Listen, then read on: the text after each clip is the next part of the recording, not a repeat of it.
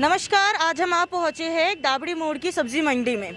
जैसे कि हम सब जानते हैं कि एमसीडी इलेक्शंस आने ही वाले हैं, तो आज नेशन लाइव आ पहुंचा है डाबड़ी मोड़ की सब्जी मंडी में। तो आज हम यहाँ पे जानेंगे कि यहाँ के जो पार्षद है उन्होंने यहाँ पे किए गए लोगों से जो वादे थे वो पूरे किए हैं या नहीं किए। नमस्कार सर, आपका नाम? मेरा नाम विनोद कुमार है और हम डाबड़ी फल सब्जी मंडी के प्रधान हैं।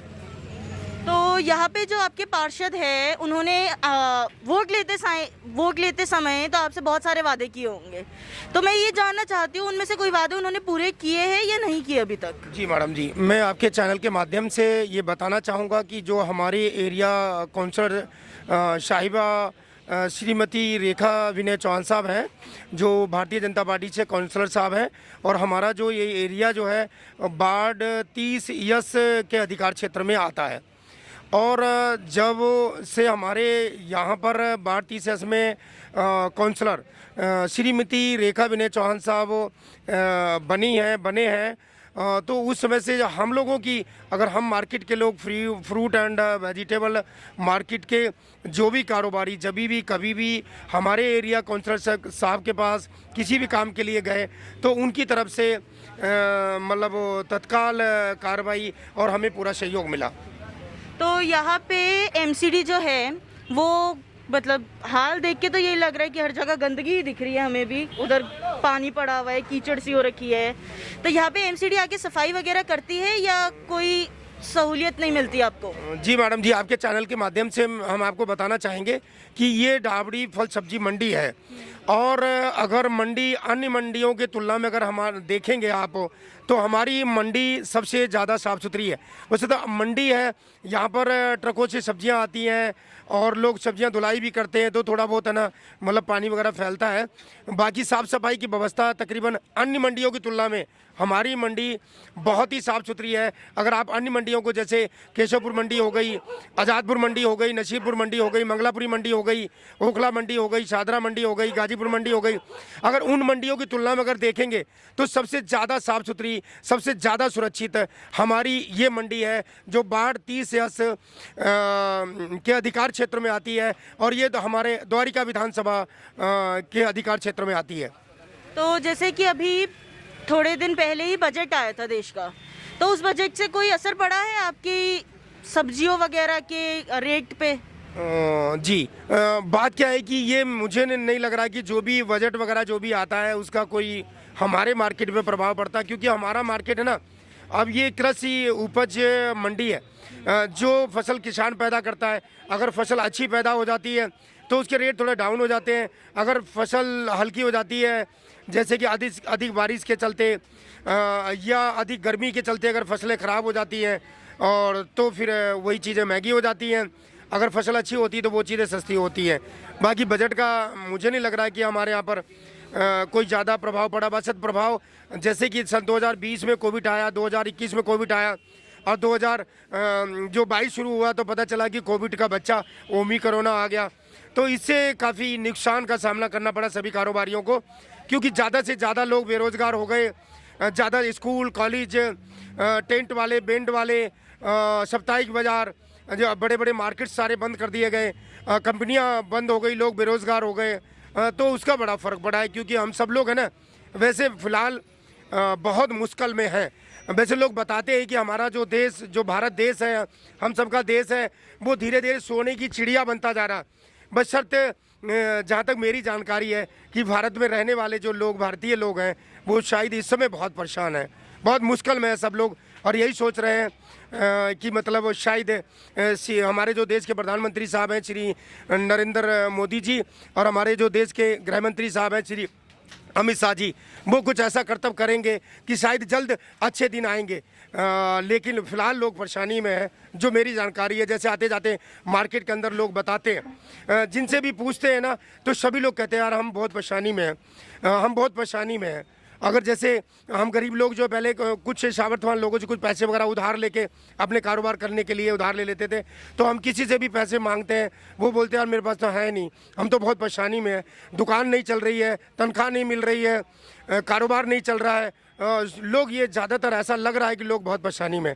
अब बाकी आने वाले कल में पता चलेगा क्या होने वाला है। तो जैसे 2017 के बाद जब एमसीडी में सरकार बदली तो महंगाई हमने भी सबने देखी कि दिल्ली में महंगाई बहुत ज़्यादा हद तक बढ़ी थी, तो उस महंगाई का क्या असर पड़ा था यहाँ पे? देखो जी, महंगाई का तो वैसे बहुत असर है, क्योंकि देखेंगे गैस सिलेंडर आज कम से कम अगर गरीब लोगों को तो 1400-1500 का लेना पड़ता है, क्योंकि जिनके पास अपना नंबर नहीं है तो उनको ब्लैक में सिलेंडर लेना पड़ता है। महंगाई तो है, बस शर्त क्या है ना, अगर कमाई भी हो तो फिर दिक्कत नहीं आएगी। कमाई घट गई है, महंगाई बढ़ गई है, तो इससे लोग परेशान हैं। वैसे देखा जाए कि अगर महंगाई हो चलेगा, बशर्ते कमाई भी हो तब चलेगा। अब कमाई तो बंद हो गई है, लोगों की कमाई नहीं हो रही है और महंगाई लगातार बढ़ रही है, इससे लोग बहुत ज़्यादा परेशानी में हैं और खर्चे और बढ़ गए। अब ये सैनिटाइज़र का खर्चा बढ़ गया, मास्क का खर्चा बढ़ गया, और बाकी देखो थोड़ा सा डरे हुए भी लोग हैं, क्योंकि किसी को थोड़ा सा खांसी जुकाम हो जाता है, उनको लगता है कि कोरोना हो गया और वो फिर डर जाते हैं, उनको लगता है कि अभी मर जाएंगे, बचेंगे ही नहीं। तो चलिए आखिरी में हम आपसे यही पूछते हैं कि आप वोट किसे देंगे इस बार? अगर आप भाजपा से इतने ही खुश हैं निगम में, तो आप वोट किसे देना चाहेंगे? भाजपा को ही? मैडम जी, आपके चैनल के माध्यम से बताना चाहूँगा कि बोर्ड के बारे में अभी नहीं तय कर पाऊँगा, क्योंकि जब भी जो भी पार्टियां अपने अपने कैंडिडेटों को मैदान में उतारेंगी तब ये पता चल पाएगा कि हम किसको चुने। मतलब पार्टियों ने मतलब कि जो भी पार्टियां हैं, चाहे भारतीय जनता पार्टी, चाहे कांग्रेस, चाहे आम आदमी पार्टी है, चाहे एसपी है, बीएसपी है, एलजेपी है, जो भी पार्टियां हैं वो अपने अपने कैंडिडेट मैदान में उतारेंगी। देखेंगे कि मतलब जो भी कैंडिडेट्स जो आए हैं, जो मतलब हमारे वार्ड में जो भी कैंडिडेट्स आए हैं और उसमें से कौन से सबसे अच्छे कैंडिडेट हैं, हम सब लोग मिलकर उन्हीं को चुनेंगे। और ये चुनने का जो काम है हम निष्पक्ष निस्वार्थ करेंगे, हम किसी के लालच में आने वाले नहीं। चाहे हमें कोई मतलब कुछ भी बांटने का लालच देगा, पैसे देने का लालच देगा, या मतलब अक्सर बताते हैं कि कुछ जड़ी बूटियाँ भी देते हैं खाने पीने की, तो हम लोग लालच में आने वाले नहीं। हम लोग निष्पक्ष मतलब चुनाव चाहते हैं, हम सोचते हैं यही हो, हम सब लोग मिलकर उन्हीं को चुने जो सर्वजन हिताय सर्वजन सुखाय का भाव रखते हों, अमीर गरीब निवल जबर के साथ समान व्यवहार करने की सोच रखते हों। हम लोग ये तय करके जब भी बताएंगे, जब आप अगली बार आएंगे जब भी बताएंगे।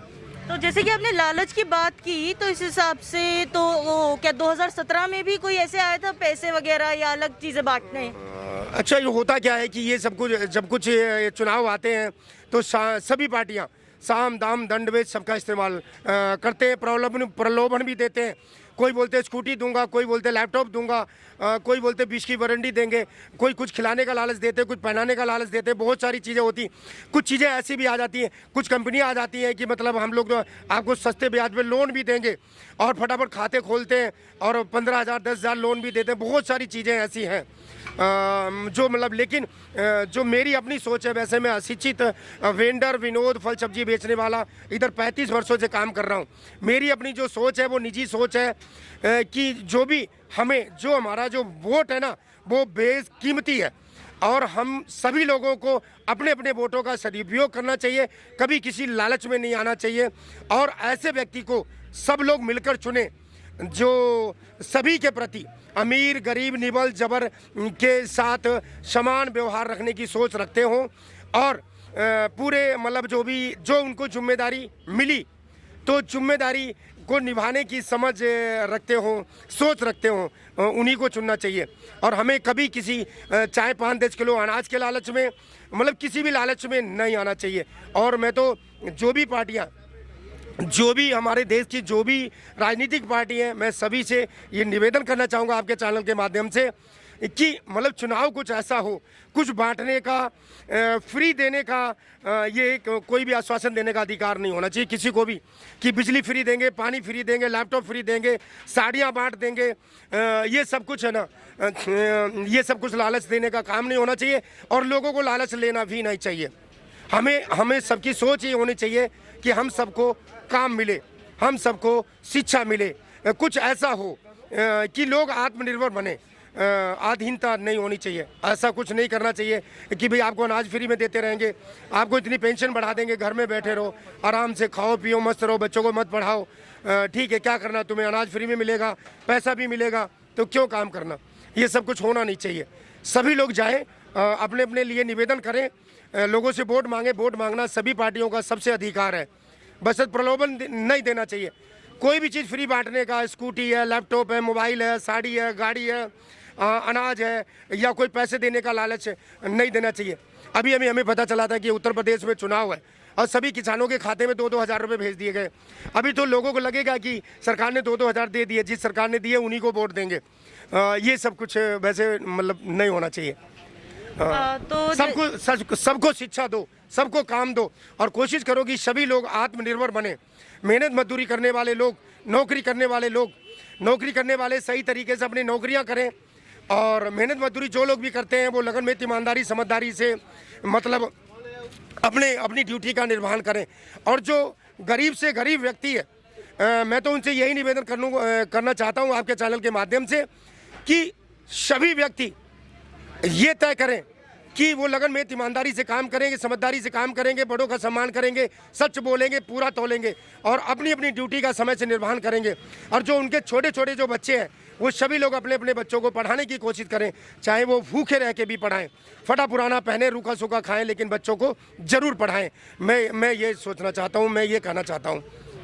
तो जैसे 2020, 21 और 22 कोविड का टाइम रहा, सब चीज़ें बंद रही, तो जो आपके पार्षद थे उन्होंने आपकी कोई मदद की या नहीं की? जी देखो, पहले तो मैं आपको चैनल के माध्यम से यही बताना चाहता हूँ पूरे क्षेत्रवासियों को, पूरे प्रदेशवासियों को, पूरे देशवासियों को, सन 2020 24 मार्च सन 2020 से जब से कोविड आया, और कोविड के समय से आज तक हर दिन कम से कम 15 से 16 घंटे में काम कर रहा हूँ। मैंने कोरोना को नज़दीक से देखा है, शायद अपने हाथों से उसको पकड़ा भी है, लेकिन बस हम तो भाई मतलब पूरा समझदारी से काम कर रहे हैं। सोशल डिस्टेंसिंग का पालन किया, मास्क लगा के रखा, सैनिटाइजर भी साथ रखा, और जो भी भारत सरकार की तरफ से जो भी गाइडलाइंस आए, जो दिल्ली सरकार की तरफ से जो भी गाइडलाइंस आए कि भाई 2 गज की दूरी बना के रखो, मास्क लगा के रखो, समय समय से अपने हाथों को सैनिटाइज भी करो, और मौका लगे तो साबुन से अच्छी तरह धो भी। सावधानी बहुत ज़रूरी है, सावधानी हटेगी दुर्घटना घटेगी।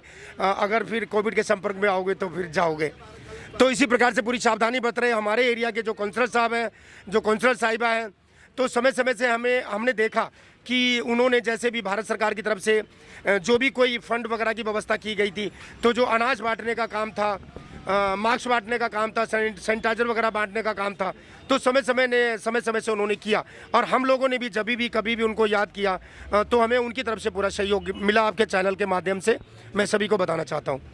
तो जैसे कि आपने देखा कि हम आए थे डाबरी की सब्जी मंडी में, यहाँ पे हमने यहाँ के जो प्रधान जी थे उनसे हमने बात की, तो हमने यहाँ पे देखा भी है कि ये मंडी, जितनी भी हमने मंडी अभी तक देखी, आज़ादपुर मंडी हो गई, केशवपुर मंडी हो गई, उनमें से सबसे साफ मंडी लगी है हमें। तो ऐसी ही अन्य खबरों के लिए बने रहे नेशन लाइव के साथ। मैं इशिता गुप्ता, कैमरा पर्सन श्री के साथ।